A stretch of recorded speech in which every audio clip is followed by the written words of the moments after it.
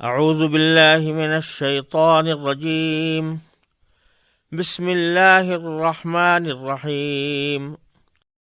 ألم تر إلى الذين يزعمون أنهم آمنوا بما أنزل إليك وما أنزل من قبلك يريدون أن يتحاكموا إلى الطاغوت وقد أمروا أن يكفروا به ويريد الشيطان أن يضلهم ضلالا بعيدا وإذا قيل لهم تعالوا إلى ما أنزل الله وإلى الرسول رأيت المنافقين يصدون عنك صدودا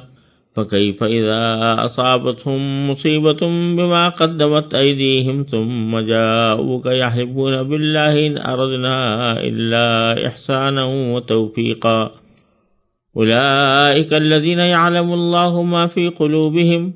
فأعرض عنهم وعظهم وقل لهم في أنفسهم قولا بليغا وما أرسلنا من رسول إلا ليطاع بإذن الله ولو أنهم إذ ظلموا أنفسهم جاءوك فاستغفروا الله واستغفر لهم الرسول لوجدوا الله توابا رحيما فلا وربك لا يؤمنون حتى يحكموك فيما شجر بينهم ثم لا يجدوا في أنفسهم حرجا مما قضيت ويسلموا تسلیما۔ ان آیات کریمہ کا ترجمہ یہ ہے کہ کیا تم نے ان لوگوں کو نہیں دیکھا جو دعویٰ یہ کرتے ہیں کہ ہم اس کلام پر بھی ایمان لے آئے ہیں جو تم پر نازل کیا گیا ہے اور اس پر بھی جو تم سے پہلے نازل کیا گیا تھا، لیکن ان کی حالت یہ ہے کہ وہ اپنا مقدمہ فیصلے کے لیے طاغوت کے پاس لے جانا چاہتے ہیں، حالانکہ ان کو یہ حکم دیا گیا تھا کہ اس کا کھل کر انکار کریں، اور شیطان چاہتا ہے کہ انہیں بھٹکا کر پرلے درجے کی گمراہی میں مبتلا کر دے۔ اور جب ان سے کہا جاتا ہے کہ آؤ اس حکم کی طرف جو اللہ نے اتارا ہے اور آؤ رسول کی طرف، تو تم ان منافقوں کو دیکھو گے کہ وہ تم سے پوری طرح منہ موڑ بیٹھتے ہیں۔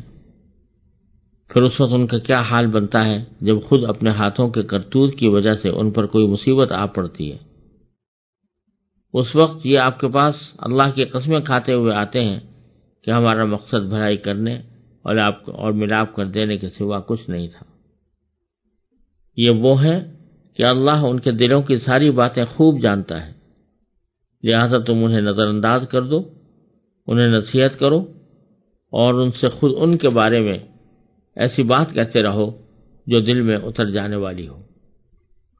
اور ہم نے کوئی رسول اس کے سوا کسی اور مقصد کے لیے نہیں بھیجا کہ اللہ کے حکم سے اس کی اطاعت کی جائے۔ اور جب ان لوگوں نے اپنی جانوں پر ظلم کیا تھا، اگر یہ اس وقت تمہارے پاس آ کر اللہ سے مغفرت مانگتے اور رسول بھی ان کے لیے مغفرت کی دعا کرتے تو یہ اللہ کو بہت معاف کرنے والا بڑا مہربان پاتے۔ اے پیغمبر، تمہارے پروردگار کی قسم، یہ لوگ اس حد تک مومن نہیں ہو سکتے جب تک یہ اپنے باہمی جھگڑوں میں تمہیں فیصل نہ بنائیں۔ پھر تم جو کچھ فیصلہ کرو اس کے بارے میں اپنے دلوں میں کوئی تنگی محسوس نہ کریں اور اس کے آگے مکمل طور پر سر تسلیم خم کر دیں۔ ان آیات کریمہ میں منافقین کا ذکر کیا گیا ہے۔ پچھلی آیتوں کے اندر یہودیوں کا ذکر تھا، یہ وہ لوگ تھے جو کھلے طور پر مسلمان نہ ہونے کا اعلان کرتے تھے اور واضح طور پر غیر مسلم تھے۔ بیچ میں اللہ تبارک و تعالیٰ نے امت محمدیہ علیہ صاحب السلام کو جو خلافت و نبوت کی ذمہ داری عطا فرمائی، اس کا ذکر آیا اور اس کے کچھ احکام بیان فرمائے گئے۔ اب ان لوگوں کا ذکر ہے کہ جو زبان سے اپنے آپ کو مسلمان کہتے تھے لیکن حقیقت میں وہ اسلام نہیں لائے تھے، اور زیادہ تر یہ لوگ یہودیوں سے تعلق رکھتے تھے۔ اصل ان کی یہودی تھی، زبان سے اسلام لے آئے تھے لیکن دل سے اسلام نہیں لائے تھے۔ یہاں سے ان منافقوں کا ذکر کیا جا رہا ہے۔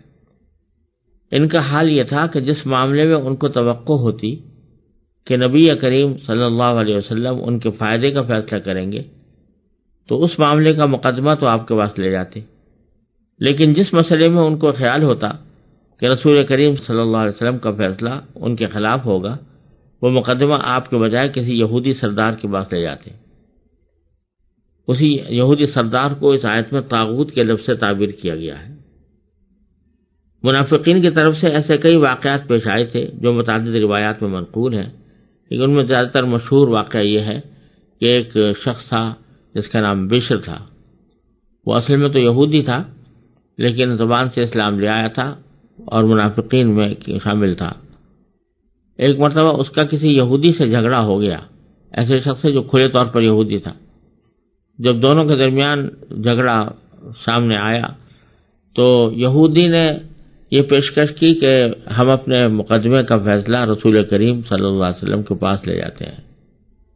حالانکہ وہ کھلا طور پر یہودی تھا لیکن اس نے اپنا فیصلہ رسول کریم صلی اللہ علیہ وسلم کے حوالے کرنے کی نہ صرف یہ کہ پیشکش کی بلکہ اس کے اوپر کھلے دل سے راضی بھی تھا، اور وجہ اس کی یہ تھی کہ اس کو یہ اندازہ تھا کہ رسول کریم صلی اللہ علیہ وسلم کے پاس جب فیصلہ لے کر جایا جائے گا تو فیصلہ آپ انصاف کے مطابق فرمائیں گے، اور یہودی سمجھتا تھا کہ میں اس میں حق پر ہوں لہذا آپ کا فیصلہ میرے بارے میں ہوگا۔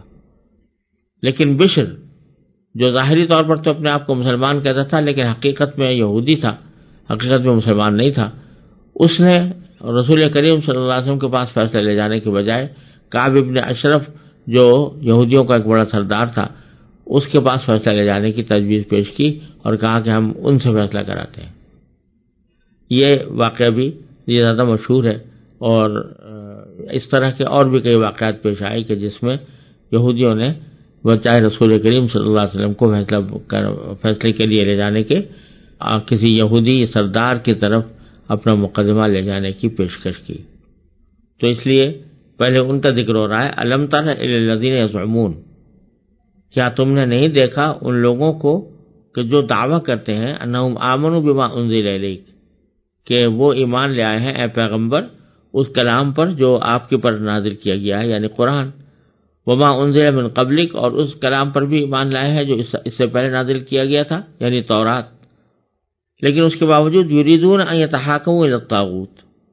وہ چاہتے یہ ہے کہ اپنا مقدمہ فیصلے کے لیے طاغوت کے پاس لے جائیں۔ طاغوت کے لفظ معنی تو ہے نہایت سرکش، یہ لفظ شیطان کے لیے بھی استعمال ہوتا ہے اور ہر باطل کے لیے بھی۔ یہاں اس سے مراد وہ حاکم ہے جو اللہ اور اس کے رسول کے احکام سے بے نیاز ہو کر یا ان کے خلاف فیصلہ کرے، کیونکہ طاغوت یہ کام جو کر رہا ہوگا وہ شیطان کے زیر اثر کر رہا ہوگا، اس واسطے اس کو شاید طاغوت کے لفظ سے تعبیر کیا گیا، کیونکہ وہ شیطان ہے، خود بذات خود شیطان ہے اس معنی میں کہ اللہ تبارک و تعالیٰ کے احکام سے بغاوت کر رہا ہے، اور دوسرا یہ بھی کہ وہ جو کوئی کام کر رہا ہے وہ شیطانی اثرات کے ماتحت کر رہا ہے، اس لیے اس کو طاغوت کے لفظ سے تعبیر کیا گیا کہ وہ اپنا مقدمہ طاغوت کے پاس لے جانا چاہتے ہیں۔ وقد امروا ان یکفروا بہ، حالانکہ ان کو یہ حکم یہ دیا گیا تھا کہ اس کا کھل کر انکار کر دیں۔ ویرید الشیطان ان یضلهم ضلالا بعیدا، اور حالانکہ شیطان تو یہ چاہتا ہے ان کو کہ وہ پھٹکار کر پرلے درجے کی گمراہی میں مبتلا کر، اس کے باوجود وہ مقدمہ شیطان کے پاس لے جانا چاہتے ہیں۔ وَإِذَا قِيلَ لَهُمْ تَعَالَوْا إِلَىٰ مَا أَنزَلَ اللَّهُ إِلَى الرَّسُولِ، جب ان سے کہا جاتا ہے کہ آؤ اس حکم کی طرف جو اللہ نے اتارا ہے اور آؤ رسول کی طرف، تو رأیت المنافقین یصدون عنک صدودا، تو تم ان منافقوں کو دیکھو گے کہ وہ تم سے پوری طرح منہ موڑ بیٹھتے ہیں، یعنی اس دعوت کو قبول نہیں کرتے کہ اللہ اور اس کے رسول کے اوپر جو حکم نازل ہوا ہے اس کے مطابق فیصلہ کروائیں۔ فکیف اذا اصابتهم مصیبۃ بما قدمت ایدیہم، پھر اس وقت ان کا کیا حال بنتا ہے جب خود اپنے ہاتھوں کے کرتوت کی وجہ سے ان پر کوئی مصیبت آ پڑتی ہے۔ اس وقت یہ آتے ہیں ثم جاؤک یحلفون باللہ، یہ آپ کے پاس اللہ کی قسمیں کھاتے ہوئے آتے ہیں کہ ان اردنا الا احسانا و توفیقا، کہ ہمارا مقصد بھلائی کرنے اور ملاپ کر دینے کے سوا کچھ نہیں تھا۔